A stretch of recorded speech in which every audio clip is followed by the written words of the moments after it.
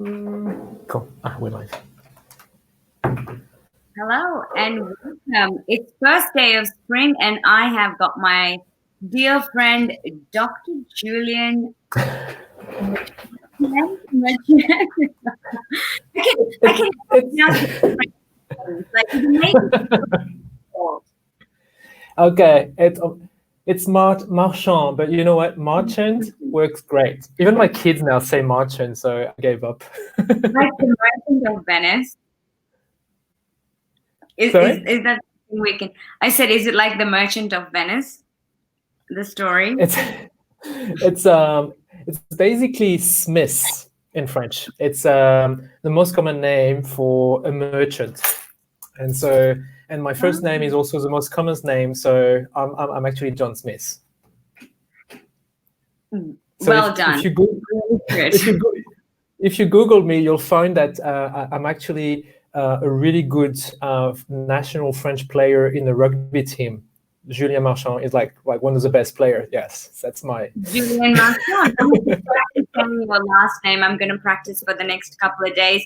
But you know, it's first day of spring, and we have some amazing stuff happening. And we've known each other for a long time.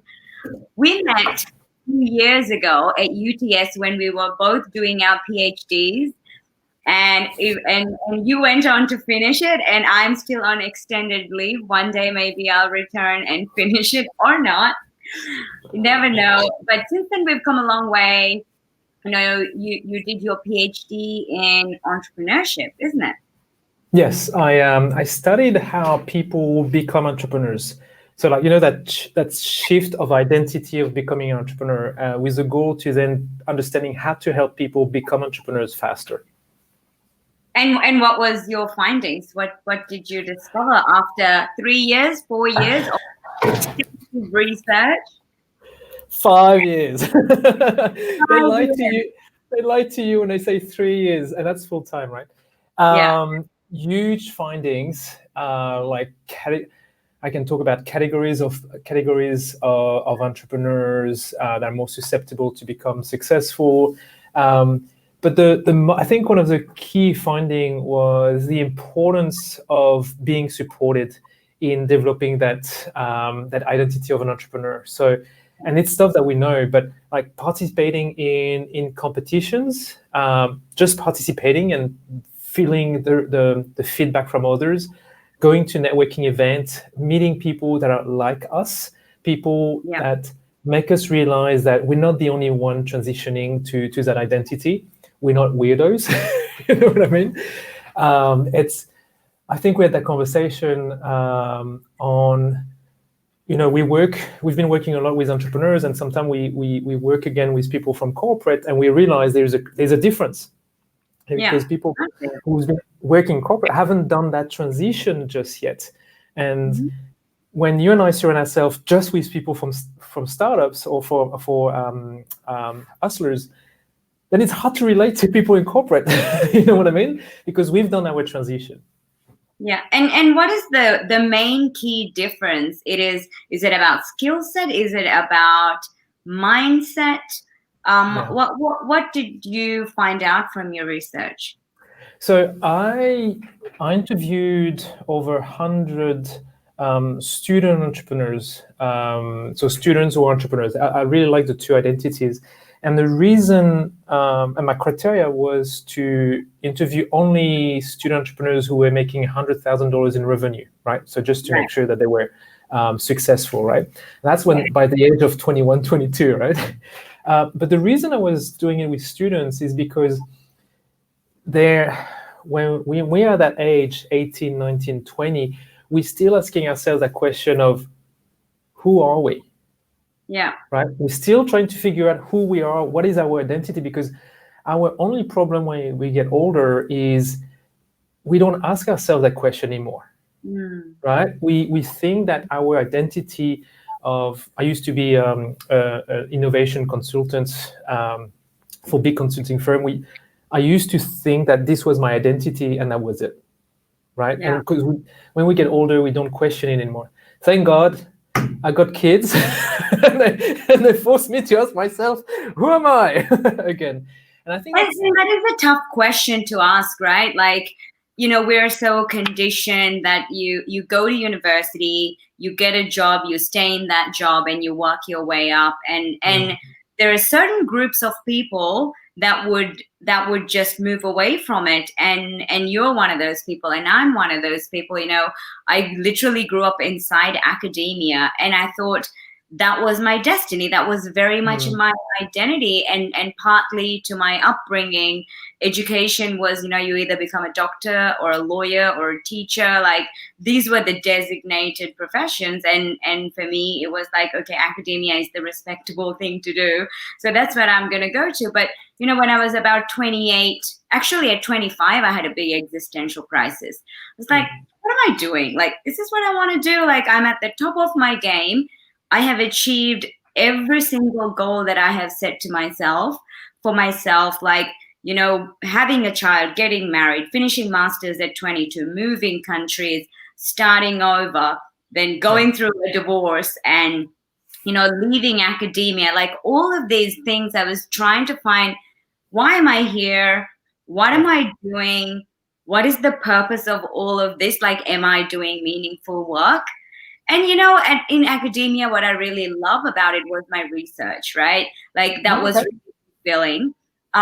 Teaching and watching students grow, like undergraduate students seeing their transition from first year to third year, and hundreds of students, right? And I used to teach, consumer behavior and business ethics and research methodology and design. And I'm like, the content that I'm teaching, you can find anywhere. You can Google it, you can read. My job is to help you think and question and help you become a critical thinker. That's my job. And that's what I'm trying to do, is to question your thinking. So I kind of knew, like, yes, that's what I really, really enjoyed. So when I left, my PhD, that was a very traumatic day. I was like, oh, my identity is crushed. Like, I would never be Dr. Nabi Mariam. Like, oh my goodness. And I couldn't, it didn't sit well with me. That was probably one of the hardest decisions of my life. And I remember taking my son to UTS, picking up the boxes and, bringing all of my research home. And it was kind of cathartic, because I came into my apartment and the bottom of the box opened up and all of my research literally fell onto the floor. And I was like, oh my God, that's my research. Like, on the floor, like, is it where it's meant to be? So I was like, I like that picture. I like that picture because I think that's what happened to a lot of people in the past 6 months, right? With COVID, they had the box, their identity, right? Their job, their activities outside, the people they hang out with. And that box just crashed on the floor. They lost the job, or they couldn't do those activities, they couldn't do the gym anymore, or they couldn't see their mates anymore, and they started questioning, who am I? Like, if I'm not this anymore, it's so I really like that picture of we all go through those existentialist crises, those identity crises. You did it at 25, but it feels that now the entire world's just gone through one. Oh, and we all went through it together. Yeah. Yay! collective questioning of why we're here, and really questioning the way things are done, or things that we have been, pre-programmed to do, all of the indoctrination. And one of the fascinating things was, a lot of people have been working from home before we were all forced into working from home. And then a lot of the companies were also set up like that. But for startups, I guess it was a lot easier, because it was like business as usual. Yeah. And a lot of people have this notion about startups is like, oh, it's so fancy. All you guys do is, drink beer and play ping pong and just like, that's what people see, and talk about like the real grind and hustle and the mental strength behind the real grind and hustle. So I was laughing because I'm currently in a co-working space in Manly called Whatso, and on Saturday I took one of my academic friends to come and visit, and he really liked it because we have free beers. On level 1, we have a ping pong table. On level 3, we have a mini golf. And on level 4, we have a terrace where you can drink and look at the sea. But what he wasn't seeing is all the entrepreneurs love being here because you're grinding all day, but then you open the door and you've got the ocean in front of you, and you've got that opportunity to go and walk on the beach. And as entrepreneurs, if we don't have that, if we don't give ourselves that break to find that positivity again, no one else is going to do it for us. Our boss in corporate will tell us your working hours are 9 to 5. You have a break at lunchtime. Your task is done. Whereas an entrepreneur, we don't. We feel like we have to work, and we break down. Yeah, we seriously break down. So he was seeing all this when I was seeing all the things that supports my mental health. Yeah. And that balance is really challenging. And I think we can talk a lot about, mental health and how founders experience mental health in the business community as well. And not just founders. And I think, cash flow is one of the biggest challenges that any business owner would face or faces, right? Yeah. And the if you look at the Maslow's hierarchy of needs, things that are bottom at the hierarchy are really critical for us to stay grounded, to feel grounded, right? Like food and shelter and love. And when these things are not settled, like triggers anxiety and you can't think clearly, and prolonged exposure to this kind of stressful environment kind of like spirals out. And there are loads of things you can do, right? Like, look, I was with a client just now, and she has huge plans, beautiful vision. You know, Nabi, like those first 3 months where you're like, yes, the world is mine. I can conquer everything. which is beautiful. Well, you need to nurture that. But then I said, okay, so how are we going to make that sustainable, that grandiose vision sustainable? What type of product are we going to deliver? Because, we need to take care of your day-to-day. And she looks at me and she goes, Julian, I have a root canal on Thursday and it's $2,500. Bing! Ouch! And it's for all those expenses that we really, that cash flow can be super frustrating. But if she doesn't look after a root canal, then her mental health is going to go down because she's going to be in pain all the time. And by being in pain, she's not going to be able to communicate openly and with a positive energy with her potential customers, right? Or potential investors. And she's not going to be able to deliver that service. So it's a very vicious circle. If we don't have that big smile, well, the cash flow is going to go down. and that level of, currently that financial security is a big challenge for all of us across the globe, right? Melbourne's still in lockdown, and New South Wales, we're lucky not in lockdown. But I can't imagine the mental angst of not knowing when things are going to change. Yeah. And that kind of isolation can be very crippling, Yeah. And if you're a business owner, and even if you're not a business owner, to be in that kind of environment where you don't have the normal social connections and the freedom is really, really extremely challenging, even in the best of circumstances, right? I agree. And look, I think I've got different types of clients at the moment. I've got the ones who had been running the business for more than a year. So they feel supported because here in Australia, we've got JobKeeper. But now they're starting to feel the pressure because on the 28th of September, payments and criteria are going to change. But the one I'm really feeling the burn at the moment are the ones who didn't have an ABN for more than 12 months. And those ones are really, really burning at the moment. I've got like teaching colleagues who are casuals, they've been wiped out. Those ones are not being looked after.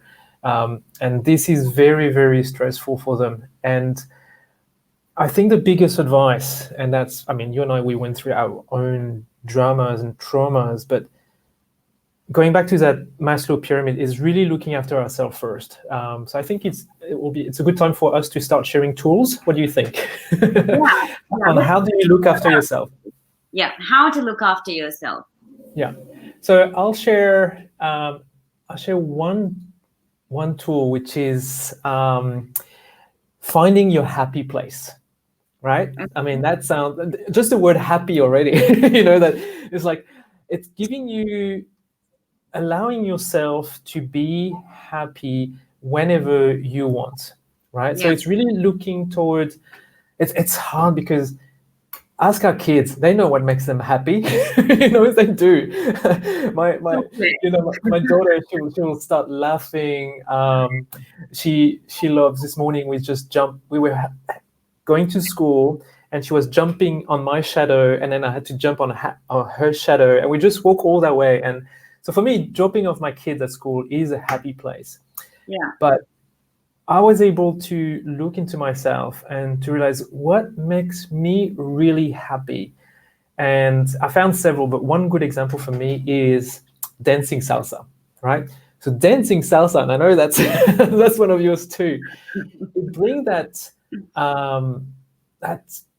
chemically there'll be your endorphins coming up, and then by dancing, I become happy. I'm triggering my voyage to that happy place, and then I become happy. The problem is I could only dance salsa in salsa clubs, right?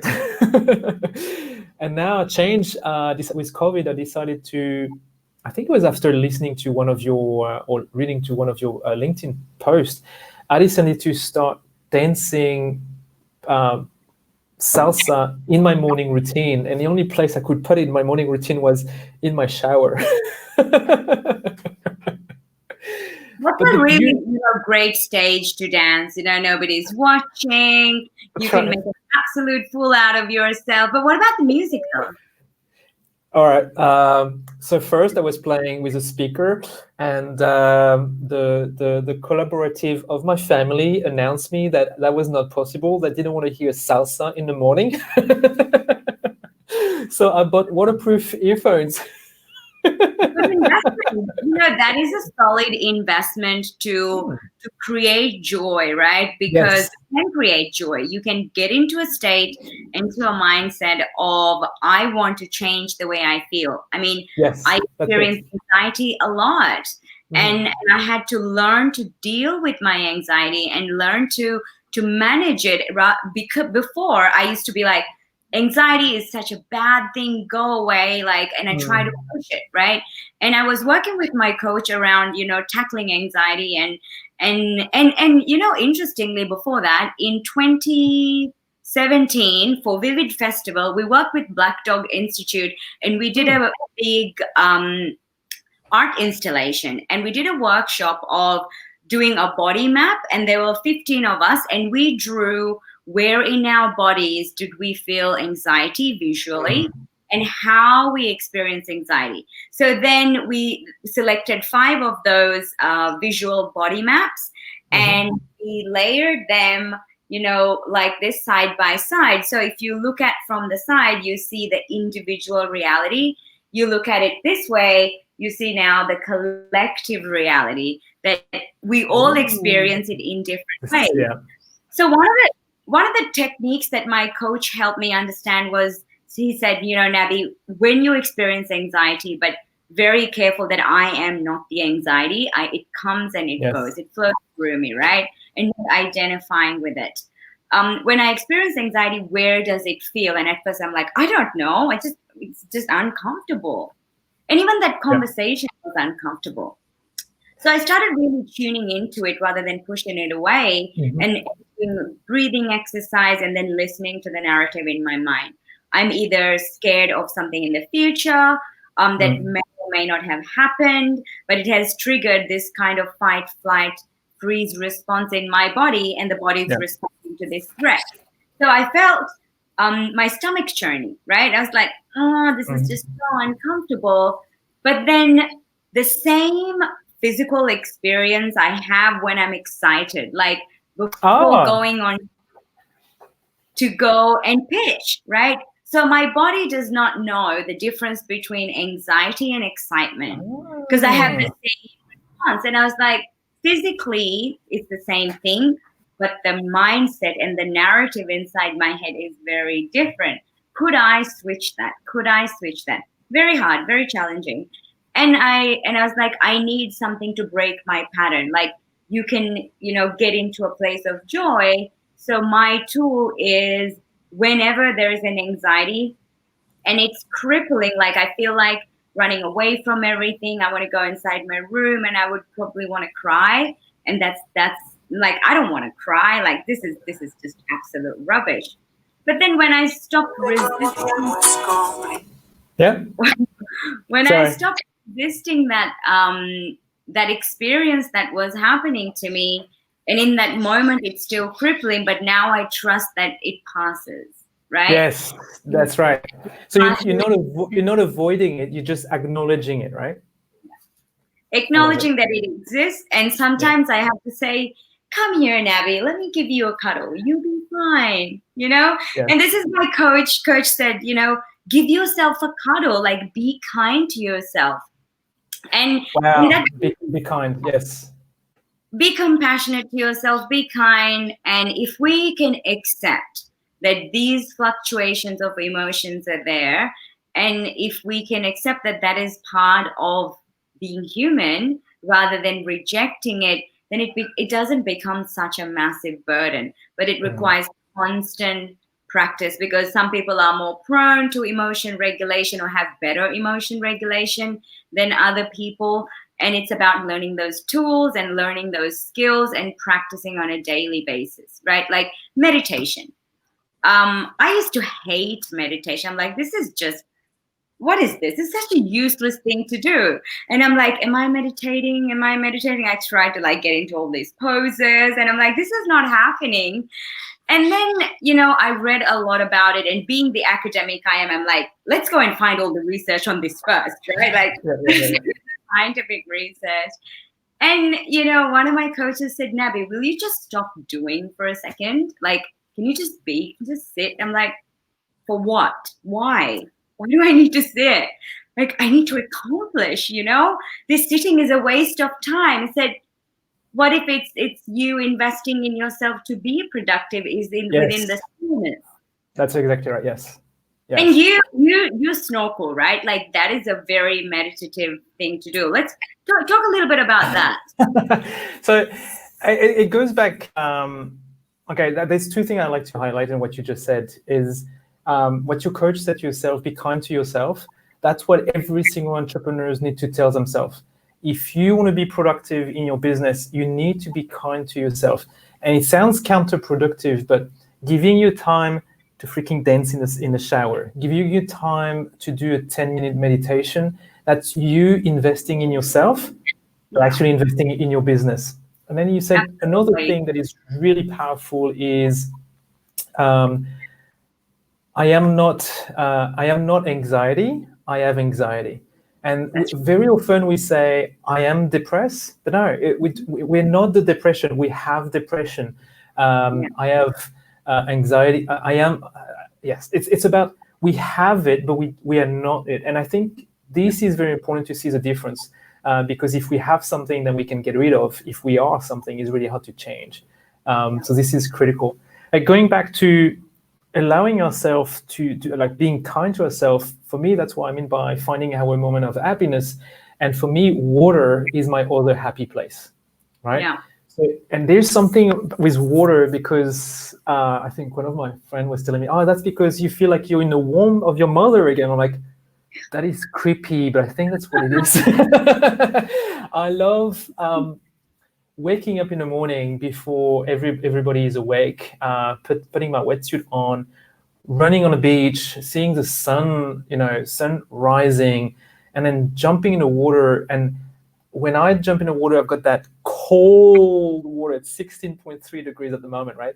Coming on my face, and boom, I've left the world, the world of humans walking on land, and now I'm with the fish. And I swim, and every time I see a big school of fish, I just go down and I spend time with them. and I forget about my virtual assistant who screwed up my post. I forget about my landing page, which is not converting at the moment. I forget about my cash flow. But suddenly I come back from being with that school of fish. Yeah. And then I realize, you know what? I think I'm just going to help my virtual assistant. I'm going to help train him a little bit more to solve this. And I'm going, you know what happened with that landing page? I think my unique value proposition wasn't strong enough. Like, because I let it go, because I had that time, that meditative state. And then when I come back on the beach, I'm like, whoa, I am so much more productive because I've given myself that break. Yeah. Absolutely. I have a routine of waking up at 5 o'clock every single day. Like my body just wakes up at 5, Yeah. and I go to bed super duper early. I had bad insomnia in 2018, and I went and saw a nutritionist, and I was like, I'm not sleeping. I can't sleep. It's debilitating. And they said, create structure and routine to let the body know when the day starts and when the day ends. So I started practicing that, turning the lights into mood light at night, putting some candles on, some relaxing, beautiful music. And then in 12 months, so I started meditating, I started changing my habits, and then now I have this, habit already ingrained in me. It's effortless. I wake up at 5 o'clock. And one of the things that I do is I meditate early in the morning, and I like watching the sunrise. I can see from the kitchen, the sun rising and the birds. And then the chilly air in the morning is so, so refreshing. And I don't like rushing into work. So generally, we have our morning huddles at 9 o'clock. So between 5 and 9 is for me to just slow down and spend time with me and reflect and read. And I write a lot of poetry during that time. And it's nabby time, And then my son would wake up and we would cook together. I will make green juice every morning, cook some eggs, have breakfast, give a cuddle, say bye. And then that would be around 8 o'clock. And then I would get ready to get into work mode so that I can be there at 9 o'clock, right? But those hours in the morning is my routine. And when I break that routine, I feel like something's missing. I feel very rushed, right? Yeah. So the physical movements are so, so valuable, isn't it? It's and what you just said, like you just drop poetry, for instance, and that those hours in the morning are you being kind to yourself. But there's no way Navi is going to be writing a kick-ass sales copy for your webpage, for your post, for your landing page, whatever, if you hadn't had that experience of writing your poetry at 5:30 in the morning. And this is what we need to realize is like the busy task. During Navi, you don't understand. I need to have my landing page. I need to have my funnel. I need to have this. I need to have this. Like all those busy tasks, those things don't happen if you're not happy. Those things don't happen if you're not positive. Those things don't happen if you're anxious.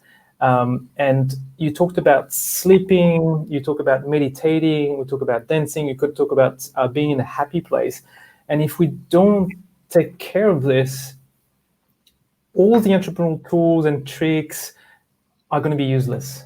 Yeah. And that comes from a professor in entrepreneurship.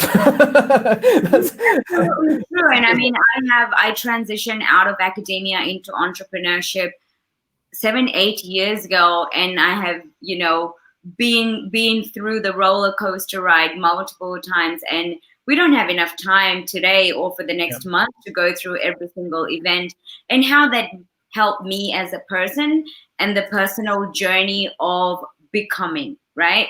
And that self-discovery of not competing with other people, wanting to understand myself more, how I can be in line with my purpose and work towards that goal and then enjoy that journey, right? And when I found what my purpose and my passion, and that I also had the skill set, and if not, go out there and learn and hustle and make it happen, all of these things converging together was like the most magical realization, right? So now I don't have that struggle of who am I, what am I doing, What's my purpose? All of that has absolute clarity, but the daily grind and the hustle of every day running a startup is extremely challenging. So the physical activity, so I have not been very active physically since lockdown. I started doing yoga a lot during lockdown. When the lockdown finished, I'm like, COVID is over, life is back to normal, just forget about it. Stop the baking, stop the yoga, time to go wild. I'm like, actually it's not, what happened? So this challenge, Walk It Off, was very much inspired through my own learnings, and met Damien from Pummel, and it just like happened so quickly. And I was like, winter is hard for everybody. We don't have a normal social lives anymore. Being part of something that's bigger than us is such an incredible and satisfying thing for human beings, right? Like, I can walk alone, I can run alone, but running with you and having that teammate to run with or walk with is more satisfying, because you feel like you're part of that collective, right? And now we need that community spirit more than ever. What I like in what you're saying is we've talked about meditation, breathing, happy places, but what you said is that it took us 12 months, like, just to learn how to sleep, for instance, right? So all those things take a long time. So it's for everyone to get started. It's about finding something small, like something that is manageable. And I love this activity because who can't walk? Like, we can all walk. So I think what the homework for everyone listening to this is find something that you can do and start with walking. So start downloading the app and start connecting it with your Fitbit or whatever, and start counting your steps and start walking as a virtual group. Yeah, walk with the puppies and walk with your friends, family, and getting more people involved creates this excitement, because all the events are, so there's nothing happening, and I miss that. Not that I would go and do a marathon, even if something was there, I wouldn't go and do it because it's not my jam. I would much prefer to lift heavy weights than run a marathon. So different people have different preferences. So for me personally, it's a big challenge to even, like, I'm dreading doing the challenge, but my competitive drive is like, nice. Challenge, Yeah, and you can build new habits this way, because you're like, how am I going to walk? And you're like, oh, I've got that phone meeting or the Zoom meeting. Why don't I take that Zoom meeting while walking, right? Yeah. And I do a lot of my meetings now walking, and I'm going to be able to achieve my targets. I'm going to beat you, Nabi. Game on.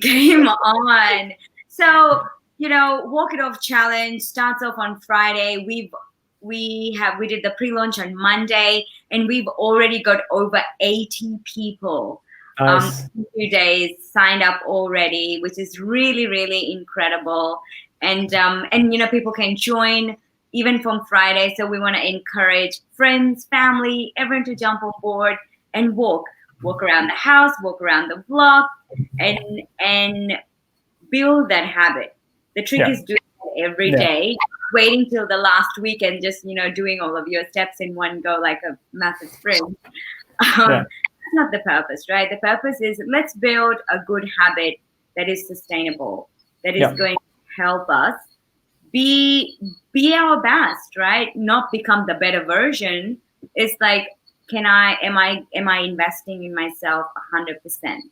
Mental, physical, financial, right? All of these things are so deeply connected, and you talk about this all the time, Julian. Like, I see a lot of your content on LinkedIn, and I follow your relentless hustle. And I thought, I am a hustler after seeing your work, and I'm like, wow, that's amazing.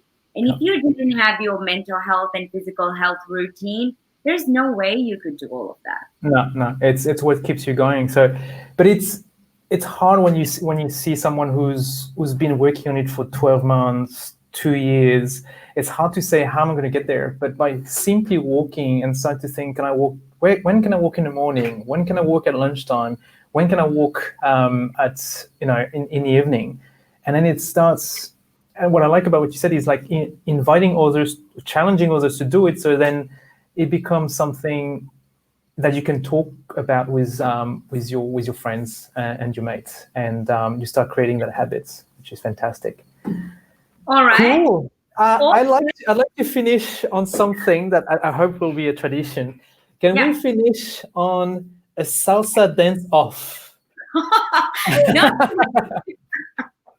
Not today. I don't have my heels on. I don't have enough.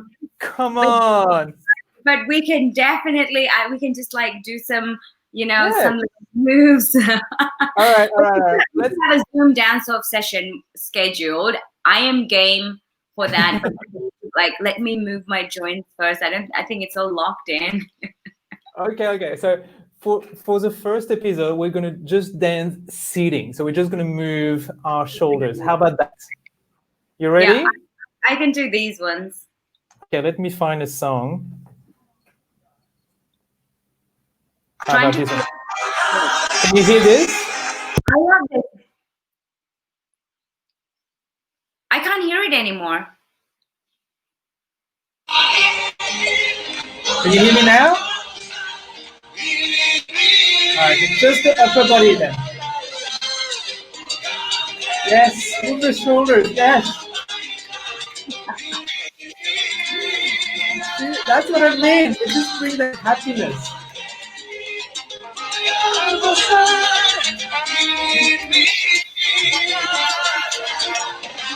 Cool. All right, I think it's the perfect time to end the show. Thank you. You are a legend. Force me to dance live on Facebook. This has never happened before, Julian. Well, have a lovely day. Thanks so much for joining. Thanks for being such a great sport and having this conversation on this very difficult topic, but we need to talk about it like we talk about food, like we talk about everyday life. So everybody jump on board, go to pommel.io, sign up for the challenge and commit to walking 30 days during September. All the best.